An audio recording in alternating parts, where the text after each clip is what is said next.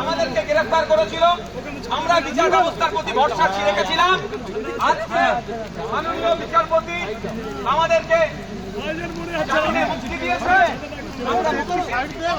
আমরা এটাই বলতে চাই যে আমাদেরকে এই প্রশাসনকে কাজে লাগিয়ে আমরা যে আন্দোলন করছি, একদিকে ওয়াকফ বাঁচানোর আন্দোলন, সাথে সাথে ফেক এমপিএসসি সার্টিফিকেট বাতিলের আন্দোলন।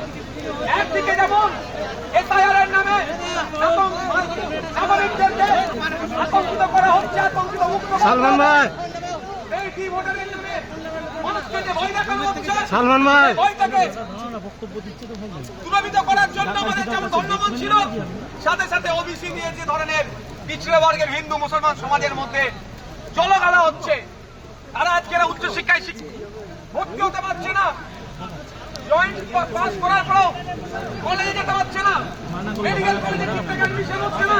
এই যে দুরবস্থা হচ্ছে চাকরির ক্ষেত্রে, এটাকে দূর করতে হবে। আর আমরা দাবি রেখেছিলাম বিভিন্ন রাজ্যে যেভাবে বাঙালি পরিযায়ী শ্রমিকদের উপর অত্যাচার হচ্ছে ওটা বন্ধ করল, কিন্তু দুর্ভাগ্য আমাদেরকে করতে দেয়নি, তুলে নিয়ে এসেছিল, আমরা জামিনে মুক্তি পেয়েছি।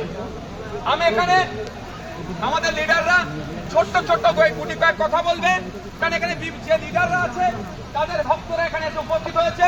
লিডাররা যে বার্তা দেবে সেগুলো আমরা কি করবো, মেনে চলবো, আগামীর জন্য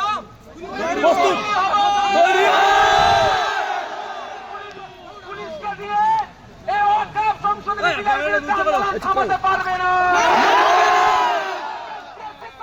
বাতিল করতে হবে।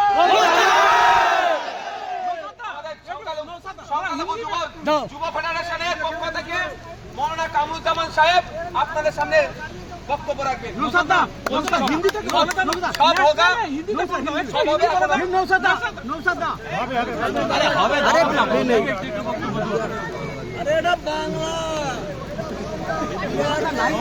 ভাই আপনাদেরকে বলেছেন আমরা কিন্তু কলকাতায় কোনো ঝামেলা করতে আসিনি, আমরা আইন ভাঙতেও আসিনি, আমরা কিন্তু কলকাতা পুলিশ কমিশনারকে গালি দিইনি, এমনকি